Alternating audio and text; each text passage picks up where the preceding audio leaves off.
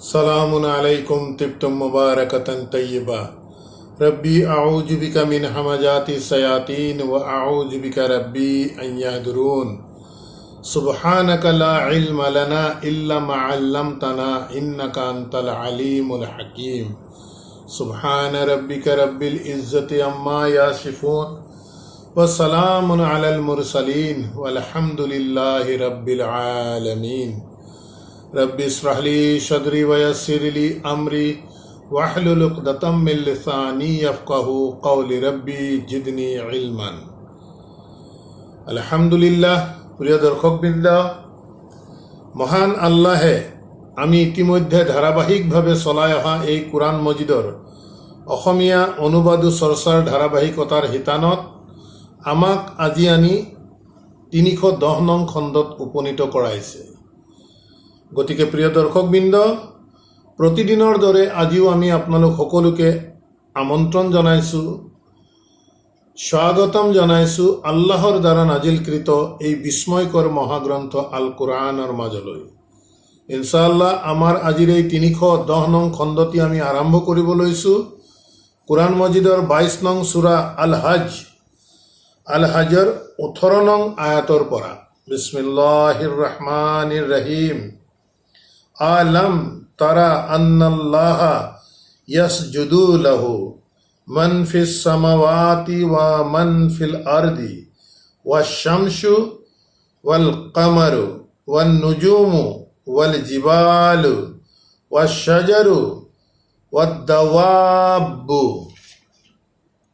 ওয়া কাসীরুম মিনান নাস ওয়া কাসীরুন হাক্কা আলাইহিল আযাবু ওয়া মাই ইউহিনিল্লাহু ফামা লাহু মিন মুকরিমিন ইন্নাল্লাহা ইয়াফআলু মা ইয়াশাউ।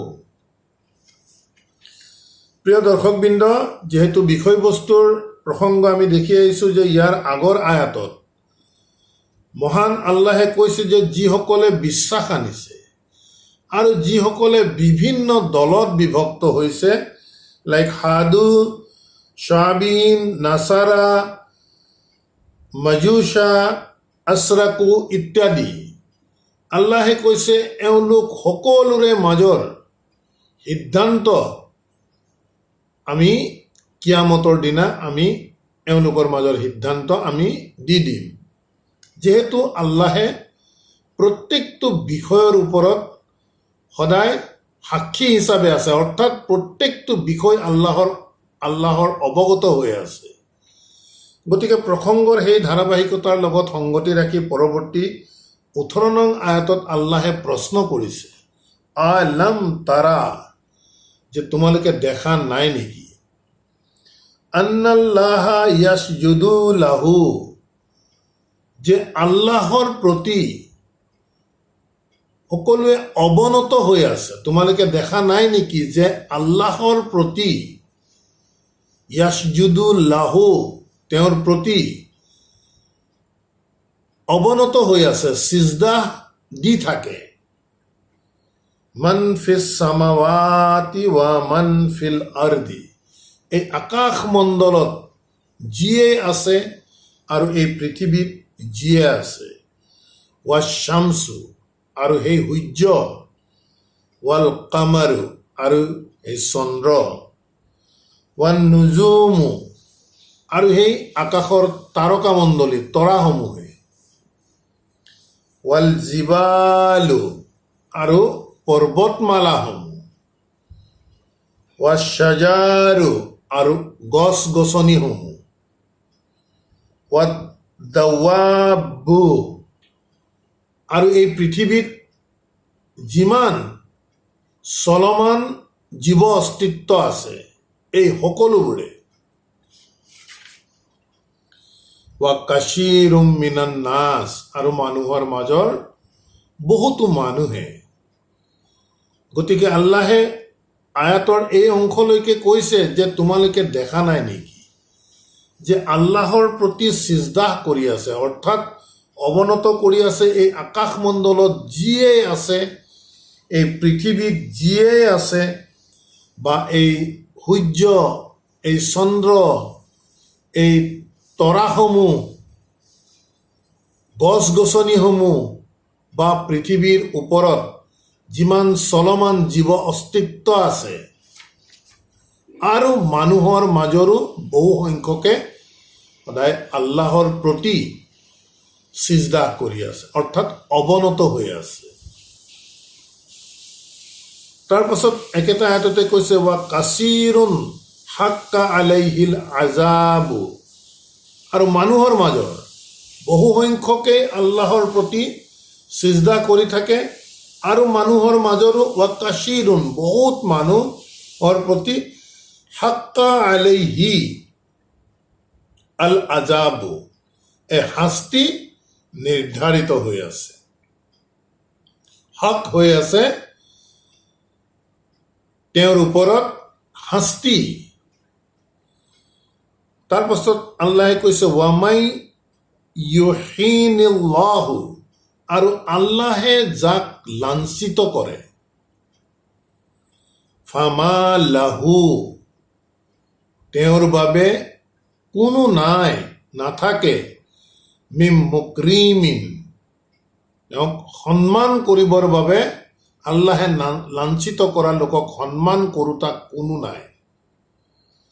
ইন্নাল্লাহা নিশ্চয় আল্লাহ ইয়াফআলু মা ইয়াশাউ আল্লাহে কৰে যি তেওঁ ইচ্ছা কৰে, মা ইয়াশাউ।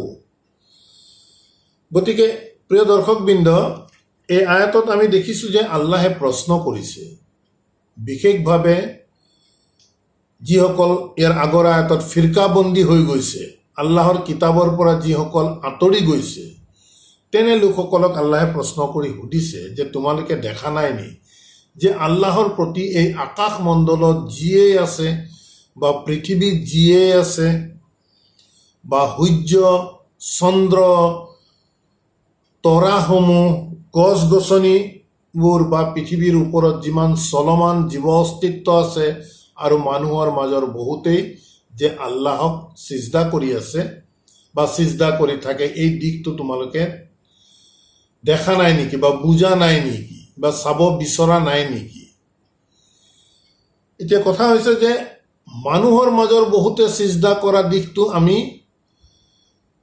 এটি ধাৰণা কৰোঁ বা আমি বুজি পাওঁ যে আমাৰ আনুষ্ঠানিক চালাতত আমি যি মাটিত কপাল নাক ইত্যাদি লগাই অৱনমিত হওঁ সেই সিজদা, আৰু নিশ্চিতভাৱে সেয়া সিজদা হয়, নোহোৱা নহয়, কিন্তু কেৱল যে এনেধৰণে কপাল নাক ইত্যাদি মাটিত লগাই কৰাটোৱেই যে সিজদা, সেই কনচেপ্ট প্ৰকৃততে নহয়। সেইবাবে আল্লাহে আকাশমণ্ডল পৃথিৱীত যিমান যি আছে বা সূৰ্য চন্দ্ৰ তৰাসমূহ পৰ্বতমালা ইত্যাদি যিসমূহ আল্লাহে উপমা দাঙি ধৰিছে, তেওঁলোকেও সিজদা কৰি থাকে বুলি কৈছে। সিজদা ইয়াত প্ৰকৃত বাস্তৱ অৰ্থটো হৈছে যে তেওঁলোক প্ৰত্যেকেই আল্লাহৰ এই সৃষ্টিসমূহে প্ৰত্যেকে আল্লাহৰ আদেশ অনুসৰি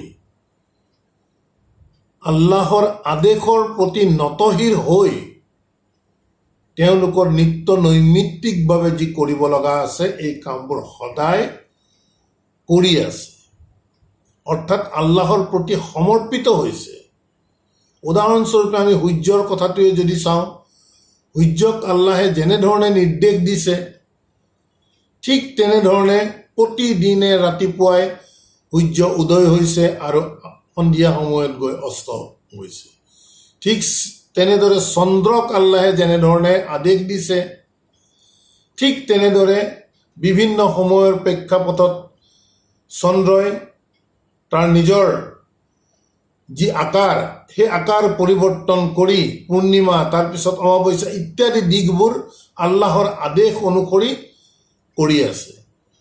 পৰ্বতসমূহক যেনেকৈ আল্লাহে স্থিতি কৰি দিছে, ঠিক একেটা স্থানতে পৰ্বতসমূহ তেনেধৰণে ৰৈ আছে। আৰু আমি ইতিমধ্যে দেখিছোঁ যে দাউদ আলাইহিছ সালামৰ প্ৰতি এই পৰ্বতমালাসমূহ তেওঁৰ অনুগত কৰি দিছিল। গছ গছনিসমূহক আল্লাহে যেনেধৰণে আদেশ দিছে যে একেটা জেগাত স্থিতি হৈ থাকি যথাসময়ত যি গছে যেনেধৰণে ফল মূল দিব লাগে আল্লাহৰ আদেশ অনুসৰি প্ৰত্যেকেই নিজৰ নিজৰ কাম কৰি আছে।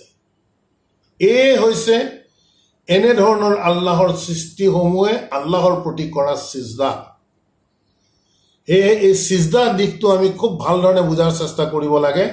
কেৱল সিজদা বুলি কোৱাৰ লগে লগেই যে আমাৰ আনুষ্ঠানিক চালাতত আমি যিদৰে কপাল নাক লগাওঁ কেৱল সিয়ে নহয়, বৰং ইয়াৰ বাস্তৱ অৰ্থ হৈছে যে আল্লাহৰ আদেশ একাত্মভাৱে নিত্য নৈমিত্তিকভাৱে আল্লাহে যেতিয়াৰ পৰা যেতিয়ালৈকে কৰিবলৈ কৈছে ঠিক তেনেধৰণে কৰি থকাটোৱে প্ৰকৃততে সিজদাহৰ বাস্তৱিক অৰ্থ। আৰু মানুহৰ মাজতো দেখা গৈছে যে আল্লাহে কৈছে যে বহুতো মানুহ, অৰ্থাৎ মানুহৰ মাজত এই কোৰআন মজিদৰ মাধ্যমত আল্লাহে যেনেধৰণৰ আদেশ নিষেধসমূহ দিছে মানুহৰ মাজৰো বহুতে এই আদেশ নিষেধসমূহ নিজৰ জীৱনত বাস্তৱায়ন কৰি আছে।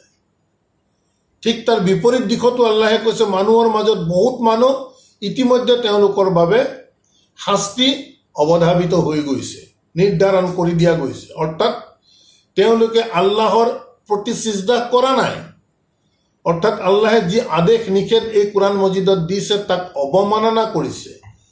সেয়েহে মানুহৰ মাজত দুটা ভাগ হৈ পৰিছে। এটা ভাগে আল্লাহৰ আদেশ অনুসৰি নিত্য নৈমিত্তিকভাৱে সিজদা কৰি আছে, আৰু আন এটি ভাগে মানুহৰ মাজৰ তেওঁলোকে আল্লাহৰ আদেশ নিষেধসমূহক মান্যতা প্ৰদান নকৰি অগ্ৰাহ্য কৰিছে। গতিকে তেওঁলোকৰ প্ৰতি আল্লাহৰ শাস্তি নিৰ্ধাৰিত হৈ আছে। গতিকে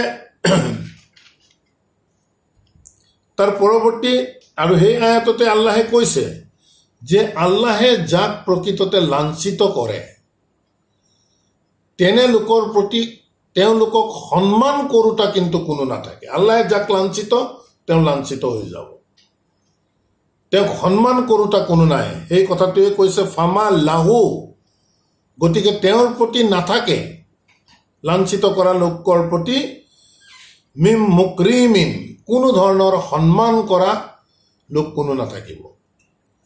আৰু আল্লাহে যি ইচ্ছা কৰে তাকেই আল্লাহে কৰে। এই হৈছে আল্লাহ আটাইতকৈ যে ক্ষমতাবান, এই দিশবোৰ আমি আয়াতৰ মাধ্যমত আমি চাব লাগে। তাৰ পাছৰ আয়াতত আল্লাহে কৈছে হাজানি, এই ওপৰত যি মানুহৰ দুটা ভাগ কৰি দিলে, এটি ভাগে অৰ্থাৎ মানুহৰ মাজৰ বহুতো মানুহে আল্লাহৰ প্ৰতি সিজদা কৰে আৰু বহুতৰ প্ৰতি শাস্তি নিৰ্ধাৰিত হৈছে। অৰ্থাৎ যেনেধৰণে আল্লাহক সিজদা কৰিব লাগে তেনেধৰণে নকৰে, যেনেধৰণে আল্লাহৰ কথা বতৰা মানিব লাগে তেনেধৰণে নামানে। গতিকে মানুহৰ মাজত দুটা ভাগ হৈ পৰিছে।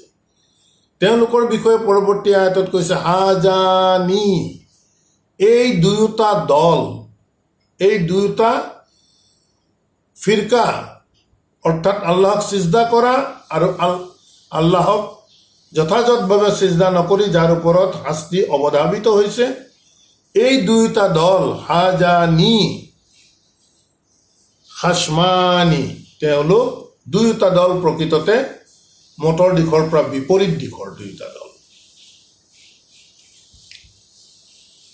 ইখতাসামু ফি ৰাব্বিহিম, যেহেতু তেওঁলোক দুয়োটা দল সম্পূৰ্ণ বিপৰীত দিশৰ, গতিকে ইখতাসামু, সিহঁতৰ মাজত সদায়ে বাক বিতণ্ডা সিহঁতে কৰি থাকে।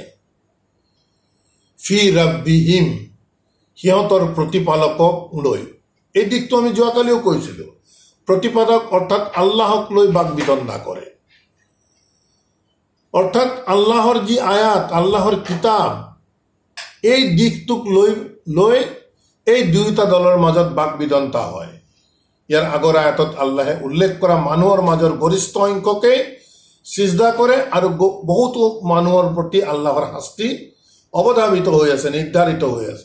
এই দুয়োটা দল যিহেতু দুয়োটা বিপৰীত দিশৰ, গতিকে ইহঁতে সদায়ে বাক বিতণ্ডা কৰি থাকে ফি ৰাব্বিহিম, সিহঁতৰ প্ৰতিপালকৰ বিষয়ক লৈ। গতিকে আল্লাহে কৈছে একেটা আয়াতে ফাল্লাজিনা, গতিকে যিসকলে কাফাৰু, অগ্ৰাহ্য কৰে। এই অগ্ৰাহ্য আমি সদায় কৈ আছো, অগ্ৰাহ্য কিহক অগ্ৰাহ্য? বি আয়াতিল্লাহি, আল্লাহৰ আয়াত, এই দিশটো যাতে আমি সদায় মন কৰি যাওঁ, উল্লেখ থাকক বা নাথাকক। কাফাৰু বুলি কোৱাৰ লগে লগে আমি বুজিব লাগিব যে আল্লাহৰ আয়াতক অগ্ৰাহ্য কৰা, অৰ্থাৎ আল্লাহৰ দ্বাৰা নাজিলকৃত কিতাবক অগ্ৰাহ্য কৰা, অৰ্থাৎ বাৰ্তাবাহকে যি আল্লাহৰ বাৰ্তা লৈ আহিছে সেই বাৰ্তাক অগ্ৰাহ্য কৰা, অৰ্থাৎ প্ৰত্যক্ষভাৱে বাৰ্তাবাহকক অগ্ৰাহ্য কৰা। গতিকে কাফাৰু বুলি কোৱাৰ লগে লগে এই গোটেইবোৰ দিশ ইয়াত সাঙুৰি পৰিব। গতিকে আল্লাহে কৈছে ফা আল্লাযিনা কাফাৰু, গতিকে যিসকলে অগ্ৰাহ্য কৰে, আল্লাহে কৈছে কুত্তিয়াত লাহুম, সিহঁতৰ বাবে কাটি ৰখা হৈছে, শিয়াবুন মিন নাৰি, তেওঁলোকৰ বাবে কাটি ৰখা হৈছে সিহঁতৰ সাজ পোছাক, মিন নাৰি, জুইৰ সাজ পোছাক সিহঁতৰ বাবে আল্লাহে কাটি একেবাৰে ৰেডি কৰি থৈছে। তাৰপাছত কৈছে ইউসাব্বু মিন ফাউকি ৰুউচিহিম, ইউসাব্বু, আৰু সিহঁতক ঢালি দিয়া হ'ব, মিন ফাউকি ৰুউচিহিম, সিহঁতৰ মূৰৰ ওপৰৰ পৰা সিহঁতৰ প্ৰতি ঢালি দিয়া হ'ব আল হামিমুন, উতলা গৰম পানী। কাক? যিসকলে আল্লাহৰ আয়াতক অগ্ৰাহ্য কৰিছে। তেনে লোকসকলৰ প্ৰতি আল্লাহে কৈছে যে তেওঁলোকৰ সাজ পোছাক, জুইৰ সাজ পোছাক সিহঁতৰ বাবে কাটি ৰখা হৈছে, আৰু সিহঁতৰ মূৰৰ ওপৰেদি ঢালি দিয়া হ'ব উতলি থকা গৰম পানী। আৰু কৈছে ইউছহাৰু বিহি, এই গৰম পানীয়ে ইউছহাৰু গলাই দিব, বিহি এই গৰম পানীয়ে, মা ফি বুতুনিহিম, সিহঁতৰ পেটৰ ভিতৰত যিমান নাৰী ভুৰু আছে, মূৰৰ ওপৰৰ পৰা যিহেতু আল্লাহে কৈছে উতলা পানী ঢালি দিব, গতিকে এই উতলা পানীয়ে গলাই দিব মা ফি বুতুনিহিম, সিহঁতৰ পেটৰ ভিতৰত যিমান শৰীৰৰ অংগ প্ৰত্যংগ আছে, নাৰী ভুৰুৰ পৰা আদি কৰি গোটেইবোৰক গলাই দিব বুলি কৈছে। ৱাল জুলুদু, আৰু সিহঁতৰ যি চামৰা, দেহৰ যি চামৰা, স্কিন, এই স্কিনো গলাই দিব বুলি কৈছে। কিমান ভয়ংকৰ শাস্তি আল্লাহে পুংখানুপুংখ বিস্তৃতভাৱে জনাই আছে, যাতে মানুহে ইয়াৰ দ্বাৰা সাৱধান হয়। গতিকে কৈছে তেনে লোকক আল্লাহে মূৰৰ ওপৰেদি উতলা পানী ঢালি দিব, আৰু ঢালি দিয়াৰ ফলত তেওঁলোকৰ পেটৰ ভিতৰত যিমান যি আছে সকলোবোৰ গেলি যাব, আৰু তেওঁলোকৰ চামৰাসমূহ গেলি যাব। ৱালাহুম, আৰু সিহঁতৰ বাবে থাকিব মাকামিউ, ডাঙৰ ডাঙৰ হাতুৰি থাকিব, মিন হাদিদিন, লোহাৰ হাতুৰি। আল্লাহে কৈছে শাস্তিৰ বাবে তেনে লোকসকলৰ প্ৰতি লোহাৰ হাতুৰি থাকিব। কুল্লামা, প্ৰত্যেকবাৰ, আৰাদু, সিহঁতে বিচাৰিব, যেতিয়াই, প্ৰত্যেকবাৰতে সিহঁতে যেতিয়া আৰাদু বিচাৰিব, আই ইয়াখৰুজু মিনহা, যে তাৰ পৰা ওলাই আহিবলৈ, মিন গাম্মিন, সেই চৰম শাস্তি, কষ্টদায়ক শাস্তিৰ পৰা যেতিয়াই সিহঁতি তাৰ পৰা ওলাই আহিব বিচাৰিব, উইদু ফিহা, তাৰ প্ৰতি পুনৰ তেওঁলোকক ঘূৰাই পঠিওৱা হ'ব। ৱাজুকু আজাবাল হাৰিক, আৰু কোৱা হ'ব ৱাজুকু, তোমালোকে এতিয়া সোৱাদ লোৱা, আজাবুল হাৰিক, এই জুয়ে পুৰাৰ শাস্তিৰ সোৱাদ তোমালোকে এতিয়া লোৱা।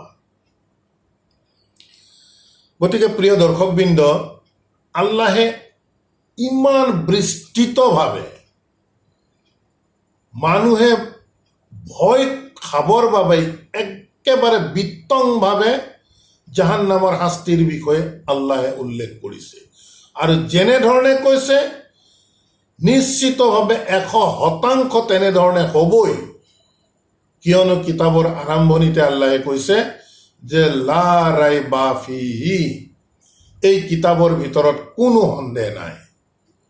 কথা যিহেতু আল্লাহৰ 100% এনেধৰণেই কিয়ামতৰ দিনা জাহান্নামৰ শাস্তি আল্লাহে এনেধৰণে দিব। গতিকে প্ৰিয় দৰ্শকবৃন্দ, ইমান ভয়ানক শাস্তি আল্লাহে স্পষ্ট ভাষাৰে তন্ন তন্নকৈ জনাই দিয়াৰ পাছতো যিসকলে ভয় নাখাব তেওঁলোক নিশ্চিতভাৱে আল্লাহৰ আয়াতৰ অগ্ৰাহ্যকাৰী লোক হ'ব লাগিব, কিতাপ অগ্ৰাহ্যকাৰী হ'ব লাগিব। তেতিয়াহে এনেধৰণৰ আল্লাহৰ সাৱধানবাণীক কোনো গুৰুত্ব নিদিয়াকৈ থাকিব। তাৰ পাছৰ আয়াতত আল্লাহে তাৰ পৰৱৰ্তী তাৰ বিপৰীত চিত্ৰ এটা এনেধৰণে দিছে, ইন্নাল্লাহা, নিশ্চয় আল্লাহে ইউদখিলু, প্ৰৱেশ কৰাব, আল্লাযিনা আমানু, যিসকলে আল্লাহৰ আয়াতৰ প্ৰতি বিশ্বাস আনিছে। আমানু বিপৰীত হৈছে কাফাৰু, অগ্ৰাহ্য কৰা, আমানু বিশ্বাস অনা। গতিকে কৈছে আল্লাহ, ইন্নাল্লাহা, নিশ্চয় আল্লাহে প্ৰৱেশ কৰাব, আল্লাযিনা আমানু, যিসকলে ইমান আনিছে, বিশ্বাস কৰিছে, ৱা আমিলু ছালিহাতি, আৰু সেই বিশ্বাসৰ দাবী পূৰণৰ বাবে তেওঁলোকে নিজ পৰিশুদ্ধিৰ কাম কৰিছে। এই কিতাপৰ ভিত্তিত জান্নাতিন, তেওঁলোকক আল্লাহে প্ৰৱেশ কৰাব জান্নাতিন, এক সুন্দৰতম বাগিচাত, তাজৰি মিন তাহতিহাল আনহাৰ, তাৰ তলেদি বৈ যাব অসংখ্য নদ নদী জলপ্ৰবাহ, ইউহাল্লাউনা ফিহা,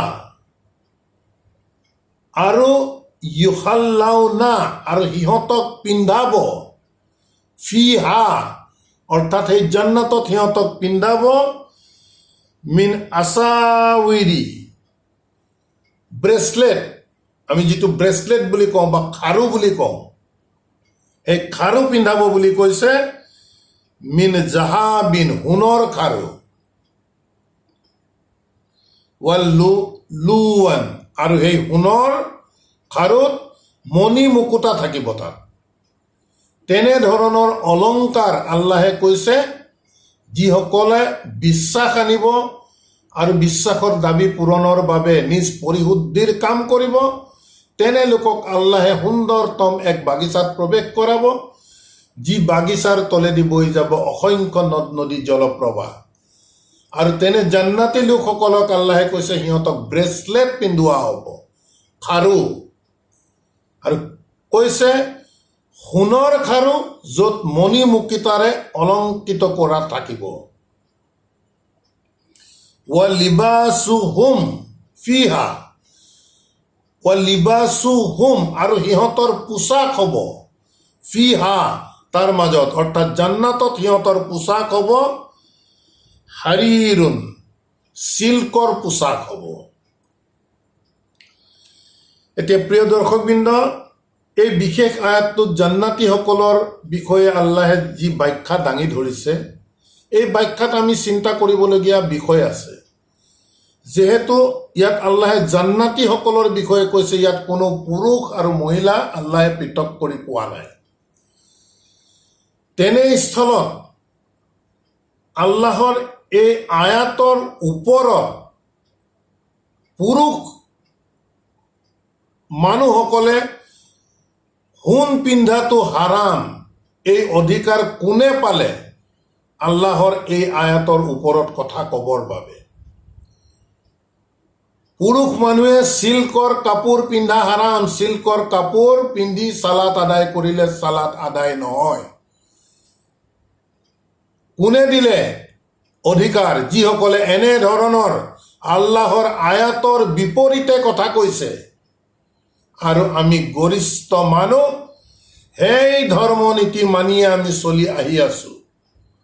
সেয়েহে আমি সদায় আপোনালোকৰ দৃষ্টি আকৰ্ষণ কৰিব বিচাৰিছো যে প্ৰচলিত ধৰ্মনীতি গৰিষ্ঠ সংখ্যক কোৰআন বিৰোধী, এই দিশটো আমি একেবাৰে স্পষ্ট কৰি আয়াতৰ আধাৰত আমি আপোনালোকৰ আগত দাঙি ধৰিছোঁ। পুৰুষৰ বাবে যদি হাৰাম হয়, আল্লাহে যাক জান্নাত দিব, সেই জান্নাতত কি হাৰাম বস্তু পিন্ধাব নেকি? তেওঁলোকৰ সাজ পোছাক হাৰাম সাজ পোছাক পিন্ধাব নেকি? গতিকে এনে ধৰণৰ আল্লাহ বিৰোধী কথা বতৰাসমূহৰ আমি সদায় প্ৰতিবাদ কৰোঁ। আপোনালোকৰ দৃষ্টি আকৰ্ষণ কৰিব বিচাৰিছোঁ, আয়াতৰ দ্বাৰা তথ্য আপোনালোকৰ আগত দাঙি ধৰিছোঁ। বিচাৰ বিবেচনা আপোনালোকৰ আল্লাহৰ কথাৰ প্ৰতি আপোনালোকে আকৰ্ষিত হ'ব নে আল্লাহৰ কথাৰ বিৰুদ্ধে প্ৰচলিত ধৰ্মনীতিত যি চলি আছে তাৰ প্ৰতি আকৰ্ষিত হ'ব। এই দিশটো প্ৰত্যেকৰে ব্যক্তিগত সিদ্ধান্ত। আমি মাথো আল্লাহৰ কিতাবে কি কৈছে তাৰ তথ্যহে আমি আপোনালোকৰ আগত দাঙি ধৰাৰ চেষ্টা কৰিছোঁ। আৰু এনেধৰণৰ জান্নাতীসকলক আল্লাহে যি বৰ্ণনা ইয়াত দাঙি ধৰিছে, সাজ পোছাকেই হওক বা অলংকাৰেই হওক, ইয়াৰ কাৰণ হৈছে পৰৱৰ্তী আয়াতত আল্লাহে কৈছে ৱাহুদু, আৰু সিহঁতক পৰিচালিত কৰা হৈছিল ইলা তাইয়িবি মিনাল কৌলি, একেবাৰে পৃথিৱীত থাকোঁতে ভাল ভাল কথাৰ প্ৰতি সিহঁতক পৰিচালিত আল্লাহে কৰিছিল। অৰ্থাৎ তেওঁলোক হৃদায়ত প্ৰাপ্ত লোক আছিল।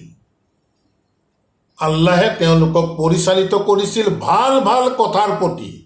আমি সদায় কৈ আহিছোঁ, ভাল কথাৰ উৎস আল কোৰআন। গতিকে তেনে লোকসকলে প্ৰকৃততে এই কোৰআনৰ কথা বতৰাৰ প্ৰতিহে তেওঁলোক পৰিচালিত হৈছিল, ইয়াৰ আধাৰতে পৰিচালিত হৈছিল, নিজেও বাস্তৱায়ন কৰাৰ চেষ্টা কৰিছিল আৰু মানুহকো তেনে দিশসমূহ আল্লাহৰ আয়াতৰ মাধ্যমত দাঙি ধৰিছিল। গতিকে জান্নাতীসকলক এনেধৰণৰ সুবিধা দিয়াৰ কাৰণ আল্লাহে কৈছে পৃথিৱীত থাকোঁতে তেওঁলোকে ভাল ভাল কথাৰ প্ৰতি পৰিচালিত হৈছিল। নিশ্চিতভাৱে আল্লাহে পৰিচালিত কৰিছিল। আৰু হৃদায়তৰ বিষয়টো আমি বহুবাৰ ইয়াত কৈ আছোঁ, যিয়ে আল্লাহৰ পথত আহিবলৈ নিজে ইচ্ছা কৰিব আল্লাহে তেওঁক পৰিচালিত কৰিব। ফৰ্মুলা এইটোৱেই। আৰু কৈছে ৱাহুদু, আৰু সিহঁত পৰিচালিত হৈছিল বা সিহঁতক পৰিচালিত কৰা গৈছিল ইলা চিৰাতিল হামিদি, প্ৰশংসাৰ যি পথ, আল্লাহৰ প্ৰতি যি কৃতজ্ঞতাৰ যি পথ, সেই পথত সিহঁতক পৰিচালিত কৰা গৈছিল। নিশ্চিতভাৱে আল্লাহে পৰিচালিত কৰিছিল। আল্লাহে সকলোকে পৰিচালিত কৰিব। যিয়েই প্ৰকৃততে আল্লাহৰ এই পথৰ প্ৰতি আকৰ্ষিত হৈ আল্লাহৰ কিতাপৰ আধাৰত নিজৰ পৰিশুদ্ধিৰ কাম কৰিব, বিশ্বাসৰ দৃঢ়তা তেওঁলোকৰ থাকিব, তেনে লোকসকলক আল্লাহে নিশ্চিতভাৱে পৰিচালিত কৰিব। আৰু কেনে কেনে দিশত পৰিচালিত কৰাৰ ফলত জান্নাতত এই সুবিধাবোৰ পাইছে, এই দিশসমূহ আল্লাহে বিস্তৃতভাৱে ইয়াত দাঙি ধৰিছে। তাৰ পৰৱৰ্তী আয়াতত আল্লাহে কৈছে ইন্না আল্লাযিনা কাফাৰু, নিশ্চয় আল্লাযিনা যিসকলে কাফাৰু অগ্ৰাহ্য কৰে, অমান্য কৰিছে, ওয়া ইয়াসুদ্দুনা আন সাবিলিল্লাহি, আৰু আল্লাহৰ পথত বাধা। নিশ্চয় যিসকলে অগ্ৰাহ্য কৰিছে আৰু আল্লাহৰ পথত বাধা দিছে, ওয়াল মসজিদিল হাৰাম, মসজিদিল হাৰামত আল্লাহৰ পথত যোৱাত যিসকলে বাধা দিছে, আল্লাজি দি ৰিলেটিভ প্ৰনাউন আমি আগেই কৈছোঁ, ওয়া ইয়াসুদ্দুনা আন সাবিলিল্লাহি, আৰু বাধা দিছে, আল্লাহৰ পথত বাধা দিয়ে, ওয়া আৰু আল মসজিদিল হাৰাম, আৰু সেই পবিত্ৰ মছজিদ মসজিদিল হাৰাম, আল্লাজি যি মসজিদিল হাৰাম, আল্লাজি দি মসজিদিল হাৰামক বুজাই আছে। জাআলনাহু, আল্লাহে কৈছে আমি হু দি মছজিদুল হাৰামক বুজাইছে। জাআলনাহু আমি সেই মছজিদুল হাৰামক কৰি দিছো লিন্নাসি মানুহৰ বাবে শাৱাআ সমান অধিকাৰ কৰি দিছে।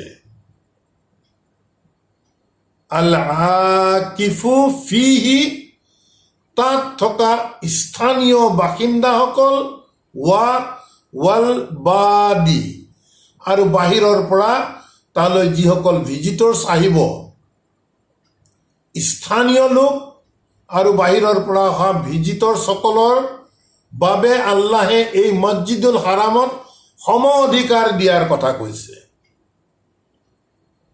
প্ৰিয় দৰ্শকবৃন্দ, অতি গুৰুত্বপূৰ্ণ আয়াত।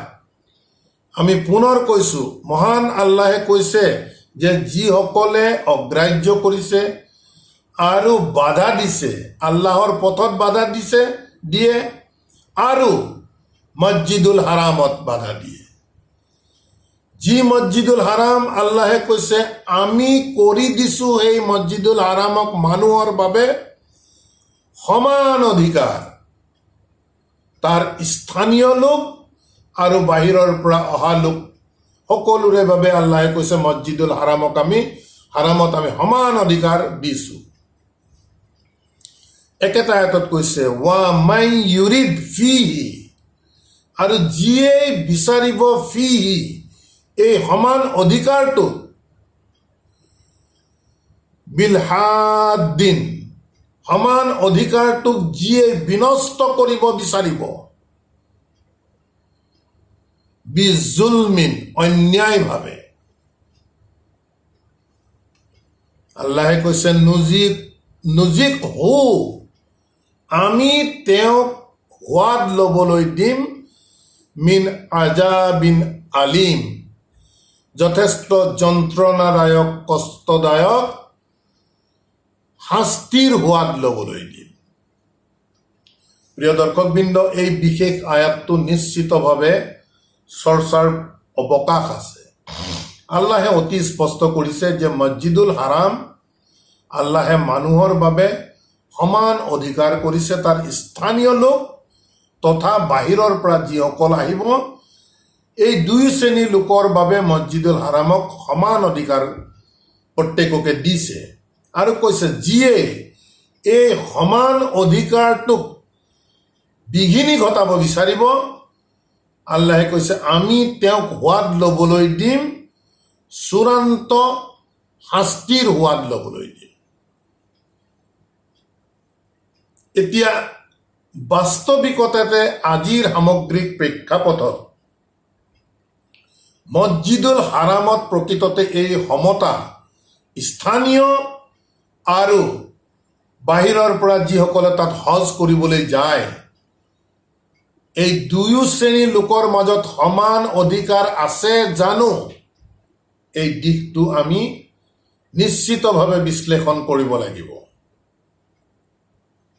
আমি ইতিমধ্যে অতিক্ৰম কৰি অহা কোৰআন মজিদৰ আল ইমৰান সূৰা আল ইমৰানৰ আমি 96 আৰু 97 দুটি আয়াতৰ প্ৰতি আপোনালোকৰ দৃষ্টি আকৰ্ষণ কৰিব বিচাৰিছো। 96 নং আয়াতত আল্লাহে কৈছে ইন্না আউৱালা বাইতিন, নিশ্চয় আউৱালা বাইত প্ৰথম ঘৰ, উদিয়া লিন্নাসি মানুহৰ বাবে স্থাপন কৰা গৈছে, লিল্লাজি সেই প্ৰথম ঘৰটো বিবাক্কাতা বাক্কাত অৱস্থিত, মক্কাৰ প্ৰাচীন নাম আছিল বাক্কা।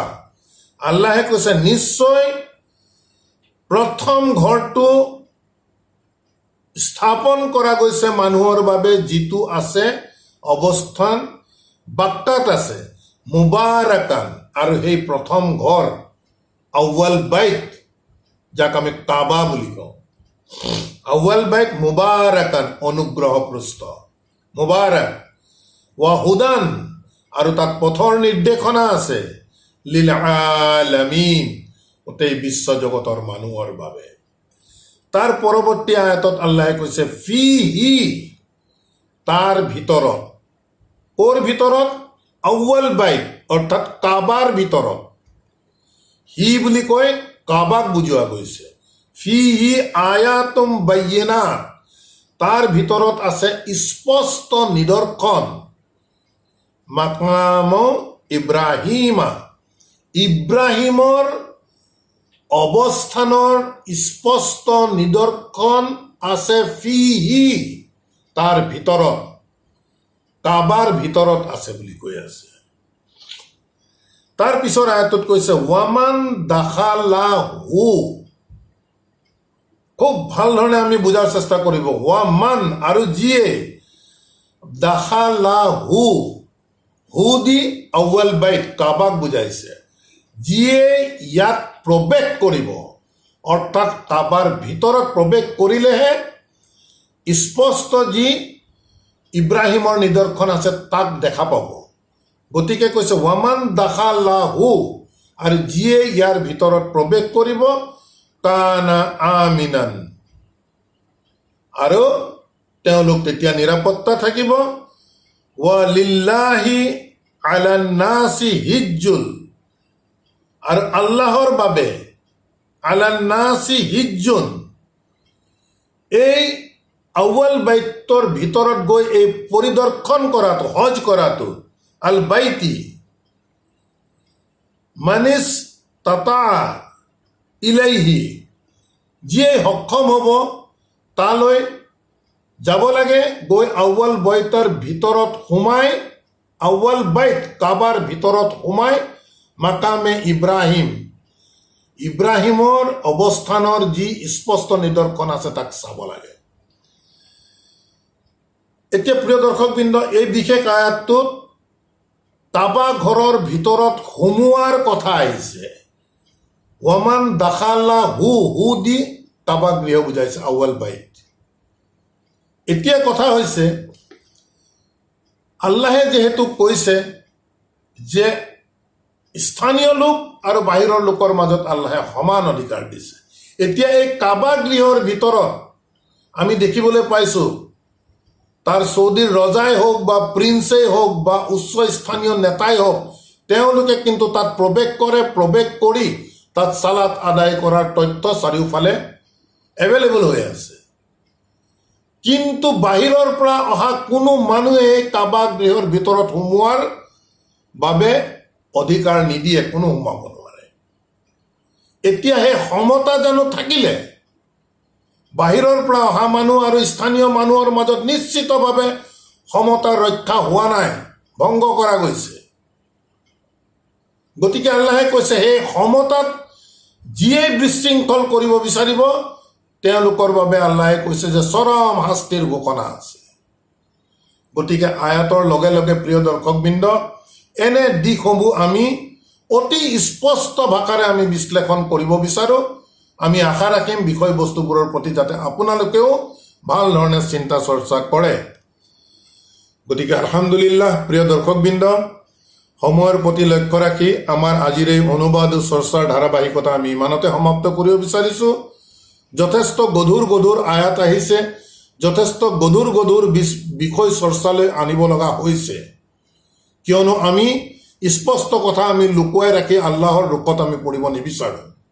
বিচাৰ বিবেচনা প্ৰত্যেকৰে নিজৰ সিদ্ধান্ত, নিজৰ আয়াতে যি কৈছে তাৰ দিশটোহে আমি প্ৰতিফলিত কৰাৰ আমি চেষ্টা কৰিছোঁ। ইনশাআল্লাহ আপোনালোকেও বিষয়বস্তুবোৰ চিন্তা চৰ্চা কৰিব। ৰব্বানা আমান্না বিমা আনজালতা ওয়াত্তাবা'না ৰাসূল ফাক্তুবনা মা'আস শাহিদিন ওয়া মা আলাইনা ইল্লাল বালাগ ওয়া মা তাওফীকি ইল্লা বিল্লাহ। সালামুন আলাইকুম।